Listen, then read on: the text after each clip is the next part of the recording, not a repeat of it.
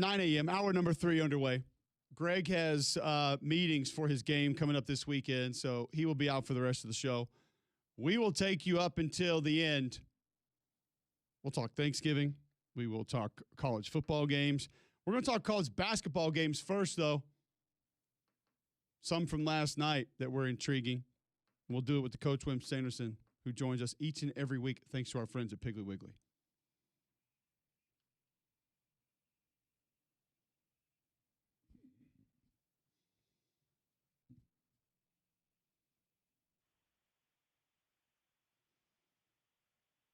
Coach, how are we doing? Okay, if I tell what I think, people will think I'm prejudiced towards Alabama because I coach there. If you want me to go basketball first, I'll give you the hires, and I'll let people stay on and listen to. I know you're dying to listen to me anyway. That's where you can put me on Wednesday. Okay, that's good. Last night, Alabama won by 40. Auburn got beat pretty badly. The games are at night. The Alabama games tonight, 11 o'clock again. Nobody watches it that much, I don't think. So maybe they do. I hope they do. But they play Maryland. Maryland is 14-point underdog, so kiss that one goodbye. Auburn and Alabama are going to be a little different basketball-wise this year. I would say that Auburn will have to go to be in the top 10 when the SEC season starts. And I think Alabama will win the SEC this time. I don't base that on anything except what's the play thus far. Tennessee's good. I base it also on, I think Alabama has a favorable schedule. I think you need that. They do not go to Arkansas. They do not go to Kentucky. They play Mississippi State, Tennessee, and Auburn twice. 3 of them twice. The rest of them just one time. When I was coaching, you had to play everybody twice. That's a total of 6 games that they play. Of those 6 games they play against Auburn, Tennessee, and State, they will win 5 of those 6, maybe all 6, but 5 of the 6 for sure. So I think they're in the driver's seat because I think the schedule, not going to Arkansas and not going to Kentucky, favors them some, but I also think they're very good. So that's sort of where I stand in basketball. I don't know if you want any comment on that or not. No, where would Florida fall into that mix? I feel like that's a team you left out. Florida is going. You're exactly right. Good point. Florida is going to be right there with Alabama, and Alabama and Florida play the one time, and Florida could win it, and I could be dead wrong. I usually am, but I think Florida and Alabama will be the 2 best teams. I think the rest of them are good. I do not think this Kentucky team is quite as good as it has been. I better use that kind of phrase rather than poor. They have played poorly against Louisville and played poorly in the last game. So they've got to get better. They opened the season, I think I'm right, Cole, against Alabama with no students at Alabama, which home court advantage won't quite be there where it is most of the time. So it should be a very interesting basketball season, but we'll see what happens. On my show, Cole. Well, hold on one second, Coach. Do Auburn fans need to be really concerned about last night? Is this a one-off? What should the takeaway be? Yeah, I think you need to be concerned somewhat. They've got a couple of really good players. They lost a lot of players, and when you lose a lot of players like that, it takes a while for them to get better. And I think they'll get better and win some games. I don't know that. When you think of Alabama and Auburn in basketball the last few years, you think about 1 and 2, or 2 and 3, or 3 and 4, right there in the top 4. I don't think that they have a shot. Now, I don't really know how good the rest of the league is completely. Tennessee is good, I know that. Kentucky's decent enough to beat you because they're playing at home, and you play 8 of them when you play up there. And Ole Miss is good, a team that you don't think about. But Auburn does play Ole Miss twice, Alabama twice, and Georgia twice. Ole Miss it would be very hard for Auburn to beat twice. So I think they'll be concerned about it this time, and they've got to work like they will get recruits and get players, and that's what these tournaments are all about. These are money tournaments. These are money deals to make money for your program in basketball, where the AD won't have to give you so much, and the AD can put the money in football. honest truth of that. So Okay. on my show, on the show I'm on, we have the biggest stink about,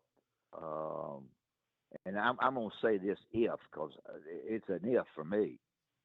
If Alabama were to beat Auburn, and they got to the championship game, and they got beat 28-0, so loss number 3. There are people who say, and I'm a little bit one of them, that the committee is not made up of SEC people, and so therefore they get knocked out of going. The other theory that comes into my show, I think this is interesting because arguments are good for radio shows, as you know.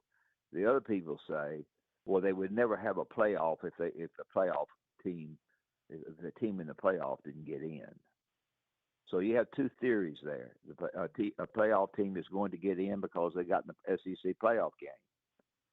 The other theory is if the team already has 2 losses and they get beat 21-0, 28-0, whatever, that they're knocked out, and the stink continues to go. You're a smart, terrific, smart football guy. Can you answer that for me? Would Alabama still go? Yeah. I think they would have a chance. I do think it would come down to some of the other results and some of the other things that took place. I think the punishment for losing the conference championship game to a similar opponent is going to be less than it's ever been. And we had some examples of this last year. We didn't get a ton of them, but I don't think that being in that spot when other teams don't play is going to ding you that bad. Now, this committee could be different. We just saw Oregon jump Ole Miss, and Ole Miss didn't play. So is that a sign of maybe some of that? So okay. Are you saying to me a loss in the SEC game for number 3 is what puts you out? No, I just said that I don't think you're going to get hit that hard for that.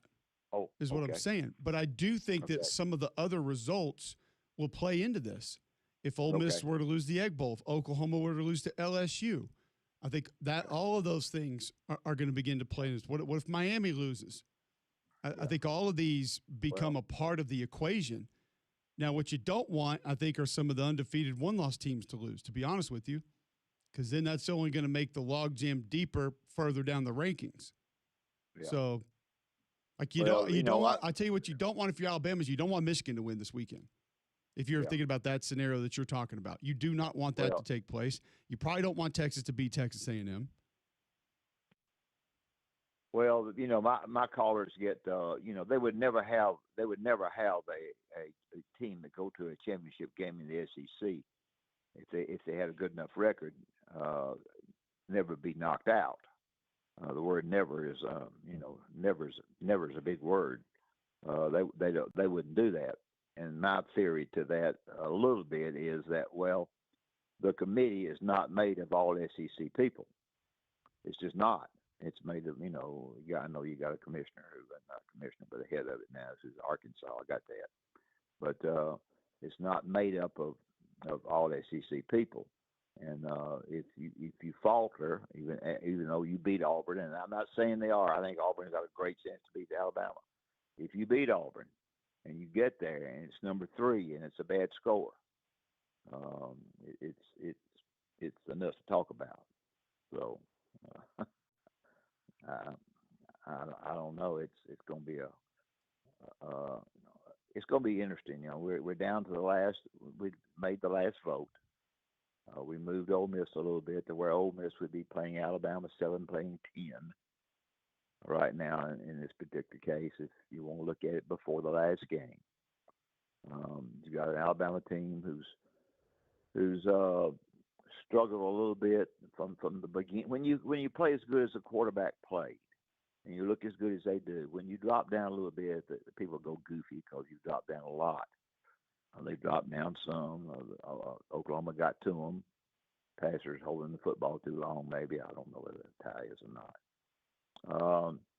Here's the interesting thing to me, and I'll say what I think about that. I'm just going to tell you things I think are interesting to you and to our listeners. Auburn has done well offensively since the change in coaches. DJ has nothing to do with that. The only one he just listens to what the offensive coordinator says. That's not bad, but he lets them handle that. And so, do you take credit for it if you're the head coach? Sure, you do, because you're going to take the blame for it if it doesn't go good. My theory is this, based on a little bit of knowledge. If Auburn does beat them, DJ gets the job. If Auburn doesn't beat them, they turn to Tulane and get Summerford. Now that's what I think. You can get on the show Friday and say Wimp's a dummy, and I mean not Friday, but Monday, and that's sort of what I think. I think he's got it down to those two, and it's hard to turn away from DJ, although his record wasn't very good when he was head coach. That's no big deal. And didn't have the people. You said it's hard to turn away from that? Well, I think it is. I think for the Auburn people, and I'm closer to the Auburn people than some people think. I'm not closer, but they like me and dislike me. Yes. But I think that if he gets it, that there are some people who will look at the past and not be excited about that, but because he's gotten the win that he's gotten against an Alabama team that I know Alabama's 5.5-point favorite. I got all that, but it's going to be a heck of a game. Ain't no doubt about that. You go down to Auburn, you better swallow hard because they're going to be after your fanny. What would be the selling points and the points that got people excited? If DJ got it, correct. That win, the other two wins, the offense.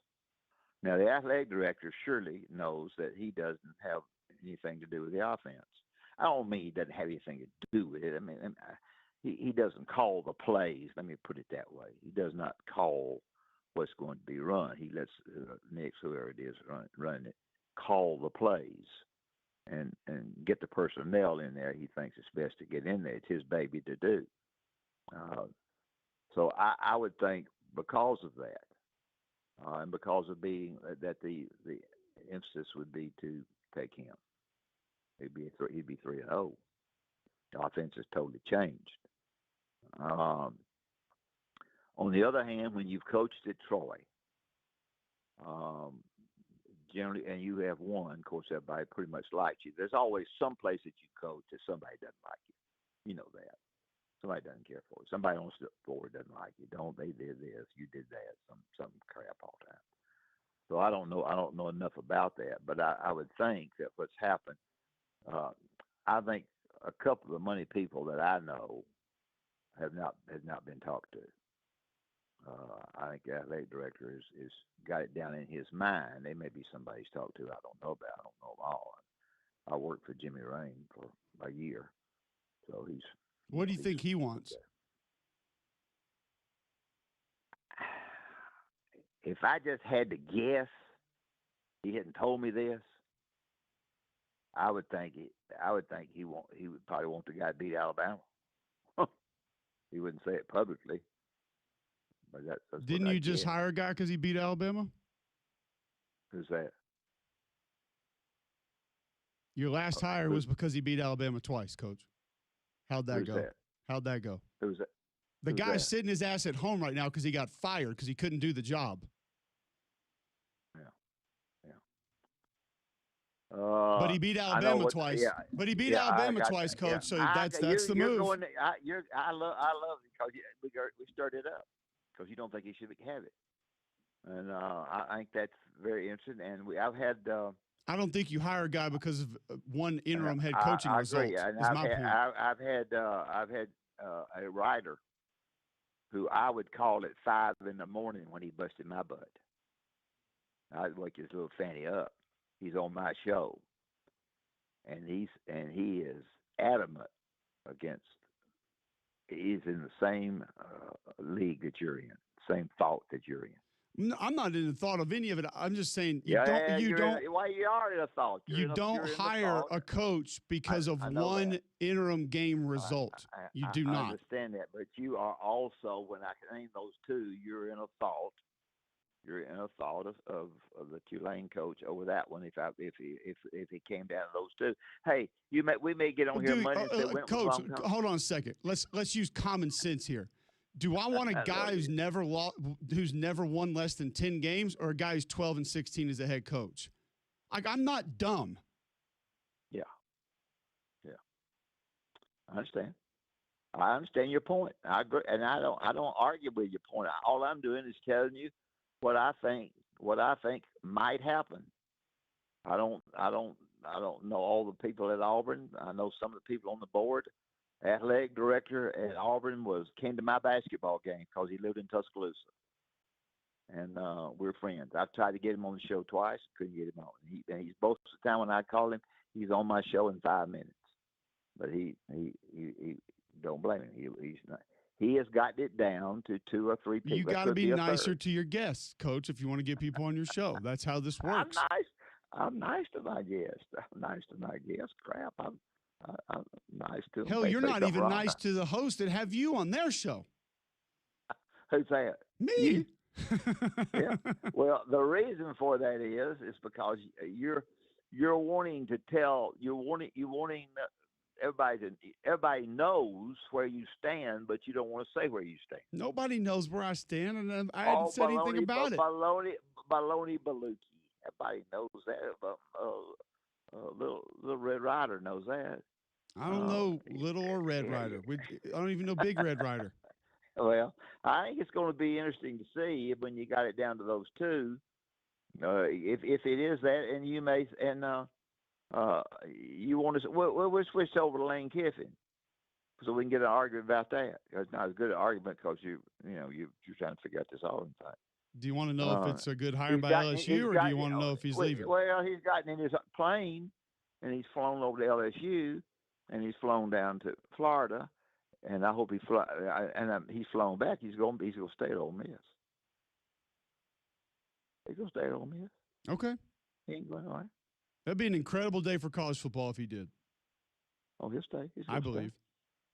Stay. Yeah, he likes the money. What's LSU going to do then, Coach? LSU's in a mess. Are they going to pay the $57 million? The LSU football coach says that, his lawyers say he can't get another job because he hasn't been officially been fired. Do you want the $57 million, or you want to argue about not getting a job? I take the $57 million. Take a leak. Take it. Forget it. I don't. They've offered you $57 million, but they haven't closed out anything. And so when you haven't closed it out, it means they finally send him a letter about firing him. But the contract over the money hasn't been settled, so therefore he can't argue or talk to another group about being their head coach because he's not settled with the $57 million they're going to get him, or however much it is. LSU's got themselves for the first time in a stink. They've got a new AD who the old AD. That's probably why they fired the AD, is because he got him in this spot. Well, this AD's good. That AD was good. That AD. Hold on. Wait a second. Wait a second. You said that AD was good. That AD was good. Listen to me now. Listen to me. Give me time to that talk. AD is on the hook for about $150 million guaranteed money to 2 schools. Listen to me. He's 34-14. How does he know his personality is not going to please the Cajuns? The Booger Bears 34-14. With what to show for it? If what Lane trophies Kiffin other than a Heisman to show for it? If Lane Kiffin had been there with his personality and been 34-14, he'd have kept the job. The guy got fired over his personality. Lane Kiffin's better than 34-14 at Ole Miss under that time. So. And that's at Ole Miss. Lane Kiffin goes for a double reverse on the goal line down in the last game. He's a running dumb butt. Did they win? He goes for a double reverse down there on the goal line. Did they win? He gets ready and points to himself.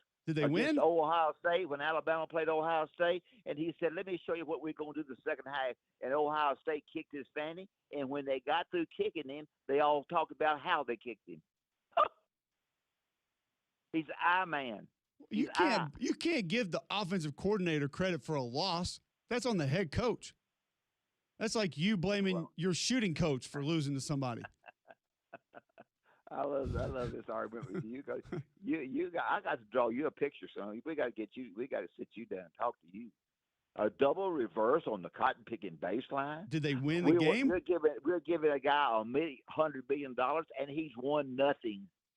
He's won nothing. You know why he's so good? You say the same thing about Brian Kelly, by the way.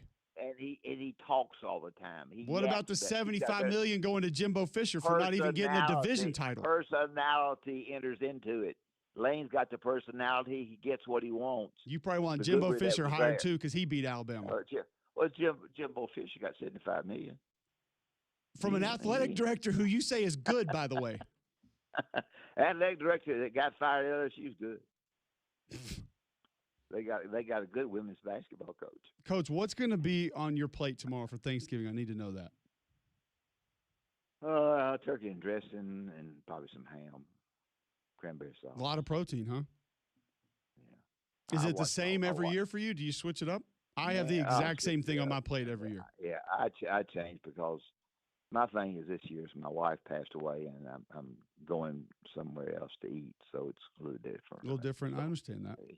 Yeah, a little bit struggle for me, but I'm okay. Well, listen, Coach, we're thankful to have you on the show every week. We appreciate you. You guys are good. And Piggly Wiggly and Colt bring me.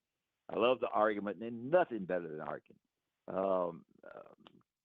Piggly Wiggly go in with a smile, go in with a frown on your face, come out with a smile on your face. I don't smile much, But their meat department's great. They're great people. Coco is, besides that, is great. And I appreciate you and Greg having me on. Greg's second. He's gone to A&M Texas game. I don't know who's going to win. Texas can't guard me. They're terrible. They're the worst. The defensive people win a close game. Anyway, Piggly Wiggly and Coke are the best. You're really good. I really like you because you're the only guy that I call. I don't ever call Greg. I call you when I got some kind of problem to do, and the funny part about you always answer my call or I'll call me back. I appreciate it. Everybody have a good Christmas. Happy Thanksgiving, Coach. We'll talk to you before Christmas. Yeah. All right, later. Thanks. Wimp Sanderson joining us on the Higginbotham Hotline. Not everybody a fan of that segment. Including Wimp, apparently. I thought it was fun. Well, Wimp likes to argue because he's never lost an argument. Oh, right. So, Coach Saban's Beach House is tweeting in, at Colt Cubelic, hey, Jughead, here's an idea. Let's not have guests on if all we're going to do is discredit their opinion. The difference between you and Wimp is people actually care what he's talking about. Wimp would never need to ride McElroy's coattail for career success.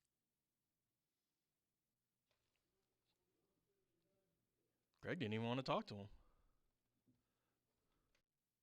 Cole at least has the stones to talk to a Wimp. It is the Thanksgiving season. I'm thankful for Greg to get me here. And then left you. For work reasons. But all those years we pissed away on the radio in North Alabama for nothing. Thankful that Greg finally stood up and said, let's get him a job. Can someone please hire this guy? Thankful that Haney was convinced by Greg forcing him to put me in this spot. Thankful to the SEC Network for listening to Greg also. Yeah, do the kid a favor and just put him on a game, please. And I guess it was Greg had to convince another Alabama guy to do a show with me on Monday nights. That's the only way that happened. You know what? If we're going to give Cole this gig, make sure he goes to Lexington as much as possible. Can't have him getting a big head. If it's not Lexington, it's San Antonio. one of the two. Thank you, Greg. Back with more next.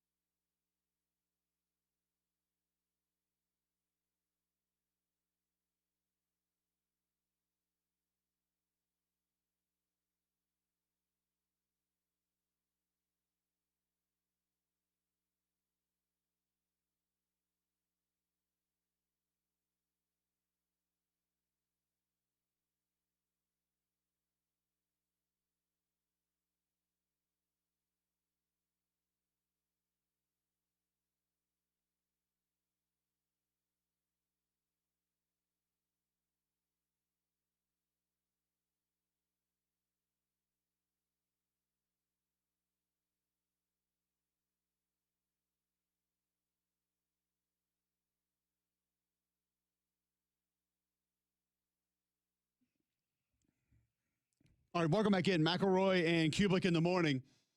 Quickly go to Brandon in Leeds, who wants to.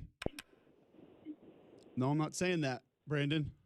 It's a good try, though. I'm not doing it.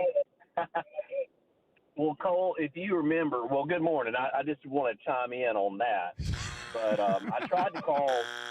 I tried to chime in last Friday. I was in bad reception traveling for work in Auburn. But, that last segment with Coach, first of all, I did want to chime in that I love Coach. But some of the things that he says is just so off the wall. And, I mean, it was like he was trying to say, oh, well, just because of the past, oh, well, I beat Nick Saban twice. Well, that's probably the coach that I want to hire.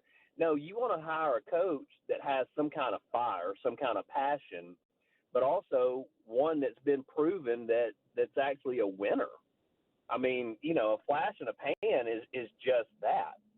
And then also, Cole, I did want to chime in on the guy that texted in and saying that, nobody cares about what you say. Well, I'm going to chime in and say, well, obviously he does because he's still listening. Cole, last thing, I did want to chime in and just say happy Thanksgiving. Appreciate you guys, and we'll talk to you soon. Great call. Appreciate you, Brandon. Happy Thanksgiving to you. Hope you and your family have a good one. Golden Domer, quickly. Welcome in, Domer. Top of the morning. Morning. Hey, I love your segment with Coach. Good debate, man. That's always healthy. But he's fun. First of all, happy Thanksgiving. Happy Thanksgiving to you and everybody at the studio, man. I know everybody in Birmingham is thankful for you guys. So I just want to make sure y'all know it's a whole new year. Thanks for Greg giving us all this opportunity. Yeah, man. I think y'all are riding St. Bears coattails, to be honest with you, man. That dude never leaves studio. I think all y'all owe him a big thank you. Well, he wasn't accused of riding coattails, so. Hey, he sleeps in the studio. So, but hey, look. Only when it snows. How much time we got? 4 seconds. I don't know how much time we got. 4 seconds. Oh, wow. Okay. Look, we got to have a debate about Miami and Notre Dame. The only thing I want to say is you look at this debate, Miami has one data point on Notre Dame. They beat us. And that's very important, extremely important. Okay. I would give them 2 data points. I would actually make the argument that that's not just a data point, actually more of a result. Yeah, you're right. But the committee, you have to listen to the committee now. They talk about data points. That's a data point. But every other data point, every other one, Notre Dame blows them out of the water. If you were to stack up Miami's best performances of the season compared to Notre Dame's best performances, they would be 10th or 11th, bottom of ours. Every metric you look at, game control, you look at blowouts, you look at performance, you look at defense, every metric, Notre Dame is better, guys. I understand they beat us. I get it. But you can't overlook the fact that they have 2 worse losses than we do. Facts. Notre Dame is on a historic run. This may be the best Notre Dame team we've seen in the last 40 to 50 years. They're not beating teams. They're taking their soul. We literally embarrassed Arkansas. Arkansas is in the SEC, right? And that the last time I checked? Okay. It's convenient for you now when you bring up the worst team in the league, but yes. Oh, wait. Okay. But did Arkansas not play Ole Miss? The almighty Lane Kiffin everybody's drooling for? Pretty sure they almost won that game. Did they not play Tennessee? Yep. Did anybody in the great and mighty SEC take Arkansas' soul like Notre Dame did? No. Did anybody? Texas A&M's in the SEC. Did they beat them like Notre Dame did? No. They beat that game was literally 50-0 at halftime. Beat Notre Dame, though. Beat Notre Dame. Okay, you're right. That's right. All I'm trying to say is, Cole, I want you to be the metric for Miami. Okay, you be their advocate. You beating us. Okay, you have nothing else to say. You literally cannot come up with a single other point to say Notre Dame that Miami is better than Notre Dame. We have looked better. We have outplayed people better. You're right. And the only thing I can say is that the great Colt McCoy is going to join us next to talk Texas A&M right here on Jocks.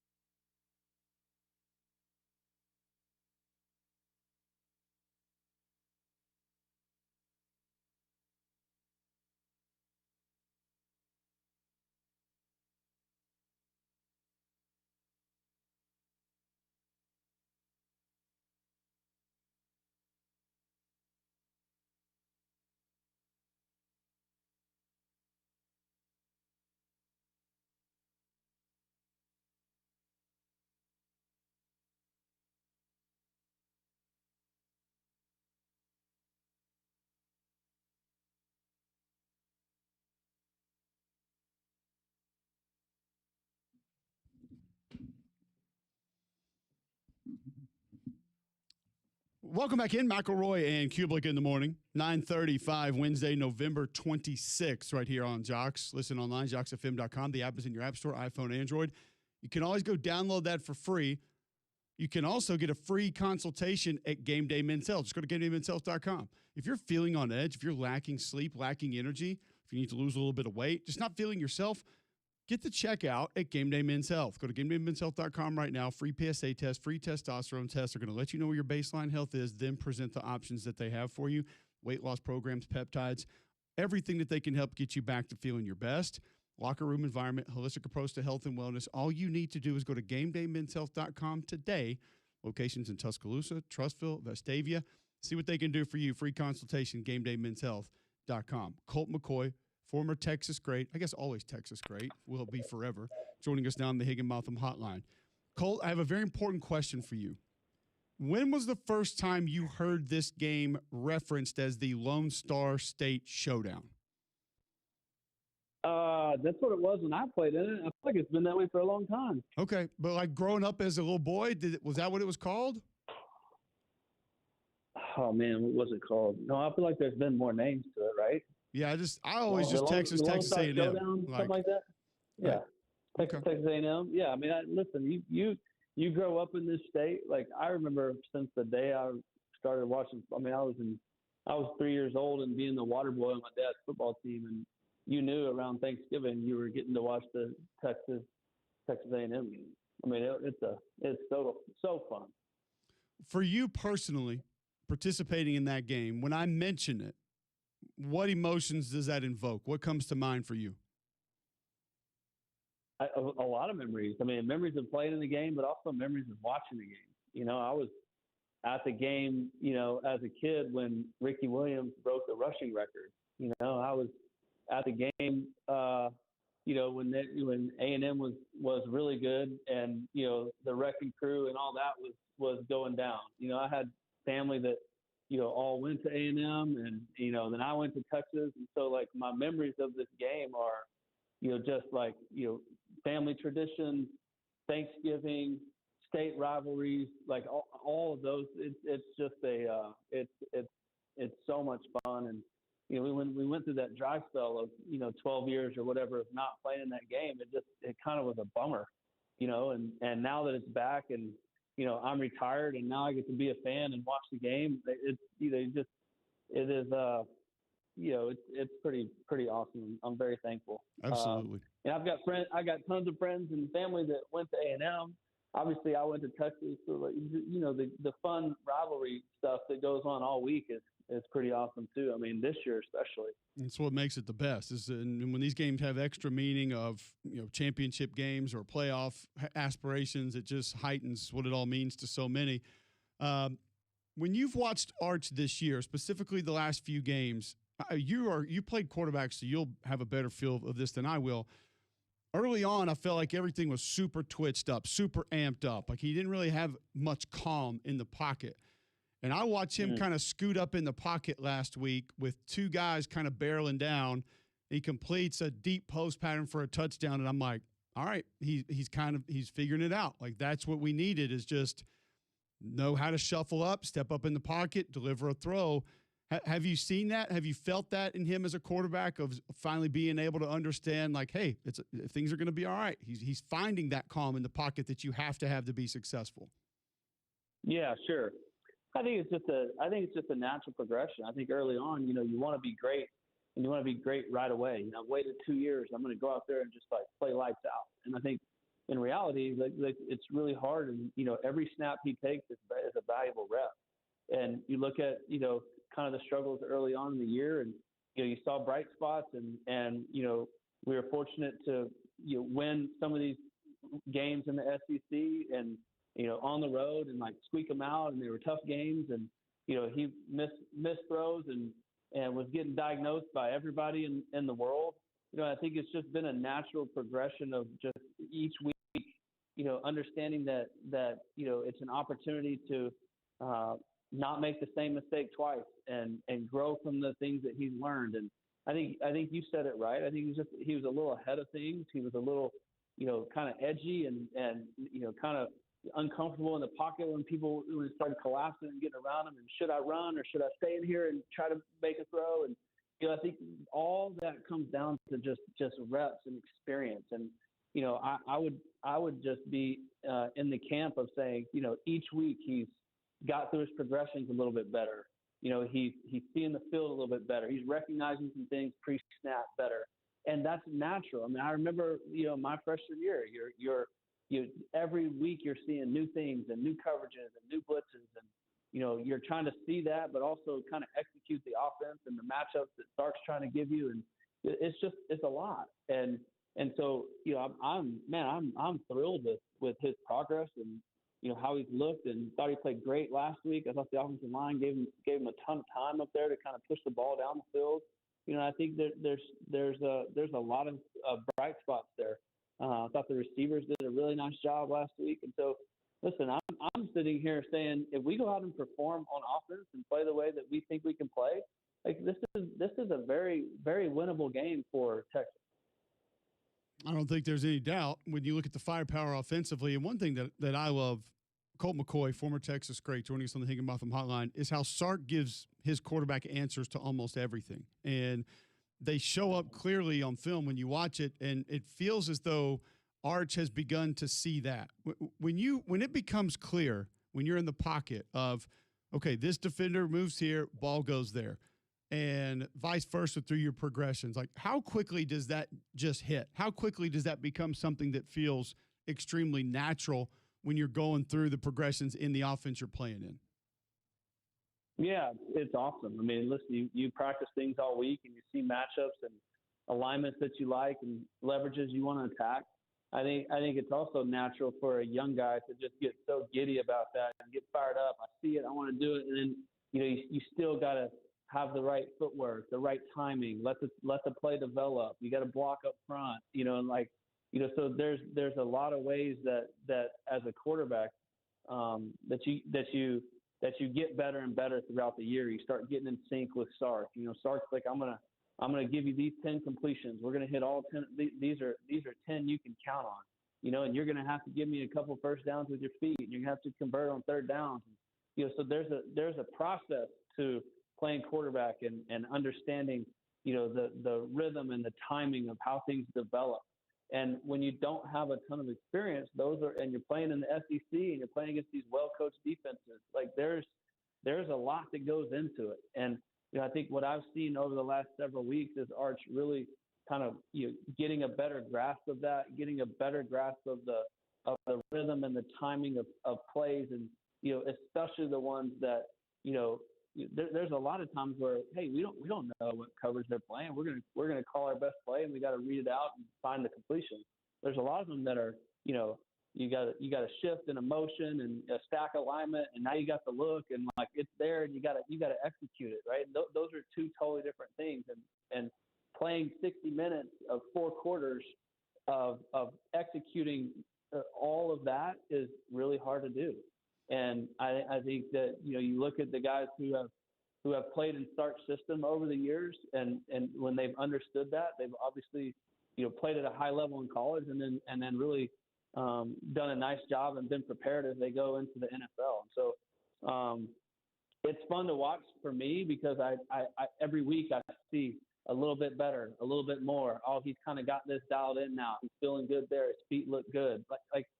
That's a normal thing. I think there's just a lot of hope and expectations that it's just going to happen right away, and that is not realistic, right? And so it'll be fun to watch this weekend. I mean, this is a huge game for everybody. You take away the rivalry, there's a lot of implications on all of college football for this week. But the rivalry's fun. It's at night. It's going to be an awesome crowd, and man, it is. If you want to play college football, if you're a kid and you dream of going to the next level, like you dream of playing in a game like this. There's just nothing like it. Absolutely. Colt McCoy, Texas great, joining us on the Higginbotham Hotline. Do you believe the legs of Arch Manning are a massive part of the difference in whether this game goes to the Longhorns or not?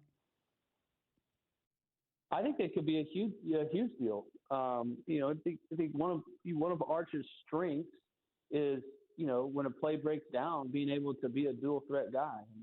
I think Arch is really good on the move, and I could see a situation where if he gets, 2 or 3 third downs with his feet, if he gets a big scrambling play, they won't play a lot of man coverage or whatever there's ways where you can really keep drives alive, and I think Arch's legs have been a real benefit for Texas in the red zone especially. But I think throughout the game he can go steal a couple of first downs and make some plays outside the pocket. Like that's what he brings to the table. Last week didn't have to do a whole lot of that because often there was great protection and we were pushing the ball down the field. I don't know if we'll have that luxury this week. So a lot of it may hinge on Arch being able to manufacture some yards with his legs for sure. What bothers you the most about Texas A&M and their fans or their chants, history, colors, anything? Like, we all have certain things that just bother us about our rival. Like, what's the one thing that if you hear it, you see it, you're just like, you just cringe, you just can't handle it? What I don't like is, like, anywhere I go, or if I'm speaking at an event or something like that, and anybody who says the name Aggie or Texas A&M and everybody in the crowd goes, woo, that's so annoying to me. But at the same time, like, Texas A&M was one of the coolest places for me to play. I mean, you talk about, you look up in the bleachers and it looks like the whole stadium is moving. Their traditions and the core that they're walking around the track and pregame and their chants and just the history of what the 12th man and all the things that they have at Texas A&M. I think that's awesome. I mean, it's a great school, and it's in our state, and it's a cool place to play. And more importantly, like the rivalry dates way back, and the fact that the game is at UT and it's a night game, and it's going to be the game on TV Friday night. It is going to be awesome, and there's nothing better for this state than for these two teams to be really good and playing for something at the end of the year. And that's what we get to all enjoy Friday night. It's going to be fun. It's going to be massive. I can't wait for it. It's going to be exciting. We appreciate you hopping on to discuss it and kind of give us a clear picture of it. You go enjoy it. Have a happy Thanksgiving, Colt. Appreciate you giving us some time today. All right. That sounds great. Will be fun. Thanks for having me on. Yes, sir. There you go. Colt McCoy, all-time Texas great, joining us on the Higginbotham Hotline, talking a little Lone Star State showdown. I don't like calling it that, but here Whoop. we are. Whoop. I haven't heard that. Be happy. I'm going to have to ask my friend Melanie Schenkel about that because I haven't heard her do that either. I didn't know that was – Billy Lucci doesn't do that when he comes on the show. I think he knows better. When I say, like, Billy Lucci of Texas, I cover Texas A&M, you don't hear him go. Although, to be fair, maybe only the yell leaders are supposed to do it. Oh, no. And not I don't know. I got to get to the bottom of that. I don't know what that is. We will try to figure it out for you, though. If you're trying to figure out a sports injury, probably need to know about Andrew Sports Medicine. There's a reason Auburn Athletics hand-selected Andrew Sports Medicine's Dr. Benson Immelman and Charles Pitts to serve as their team physicians. They provide the highest quality sports medicine care in an effort to keep Tiger student-athletes safe, healthy, and competing at the highest level. If Andrew Sports Medicine is a choice for Auburn Athletics, there's no doubt they should be your family's number one choice for sports medicine and orthopedic care. Andrew Sports Medicine, 7 locations across Central Alabama, Birmingham, Coleman, Gardendale, Hoover, Pelham, Trussville. They offer same-day, next-day appointments for acute sports injuries. Visit andrewsportsmedicine.com today to begin your journey of achieving victory over injury. Okay, when we come back, we're going to skip bad box score of the day for a bad take of the day and get your thoughts on it next right here on Jocks.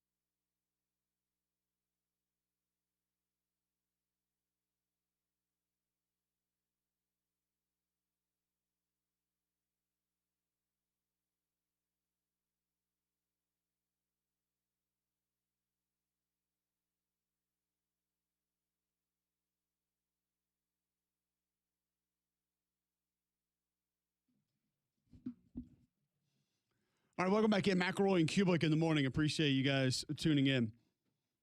Not the final segment of the week, final segment before Thanksgiving. I hope you all have a very happy and safe Thanksgiving with your families.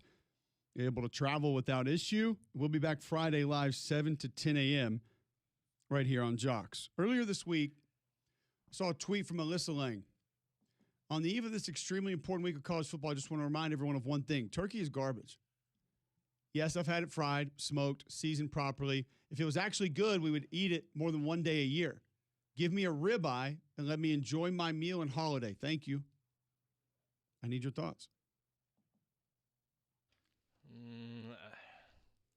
She also did recently post like some spread she and her fiance were at that in Boston that honestly didn't look all that great. Yeah. Here's a serious question. Are turkeys as readily available throughout the year? Yeah. Yeah. I've never really even looked. Maybe it's the time that it takes to prepare? Yeah. Yeah, that's I The can see whole that being an thing? issue. Plus, you get sliced turkey all I the feel time. like there's a lot of people that have sliced turkey almost Right. every Yeah, day. correct. Some people even put that on a salad, which I feel like is a little bit psychotic, but That's a hey, bit much. that's for but you. Yeah. That's a little extreme. I like turkey. Okay, so let me ask you this. What is must have for you tomorrow? My grandmother's dressing. You mean stuffing? It's dressing. And turkey and ham. I'm not picky on either. I want Nothing both wrong of with them. both. Yeah, I'm getting both of them. Turkey. I asked Wimp this earlier. Does your Thanksgiving plate look the same every year? Basically? Yeah. The first one, yes. What do you do in the second one? But I'm really either- You're craving. like my dad and you mix it all together? No, Oh, no. either go back and get more of that, or if people brought new stuff that Oh, I see what you're you saying. want Yeah. it. Yeah. So if you only got a little bit of one thing first time, you're like, that was Mhm. good. Yeah, And you load correct, up. yeah. Okay. You test it out. Yeah, mine's the same. I've told you guys I make my little miniature turkey sandwiches Mhm. on the Sister Schubert rolls with stuffing, even though it's really dressing. I will have strawberry pretzel salad in a bowl by itself because it doesn't need to touch anything else. as you should. Yeah. That's something that doesn't mix. Yes. Yeah, Doesn't you need to touch put me on anything that else. And then I will have sweet potato casserole. Mhm. That can overflow a little bit. If that gets on some turkey, we're okay with that. I try to Facts. keep the gravy away from that because that doesn't really jive. And I don't need anything else. I really don't. Every now and then you'll get like this new green bean casserole with like Cheez-Its. It's like, okay, I'll take a very small, like, Correct. just to say I tried it. Keep the main thing the main I thing. don't need any of that extra stuff. Y'all have a happy Thanksgiving. We're back Friday live, 7 to 10 a.m. on Jocks. 3-Man Front is next.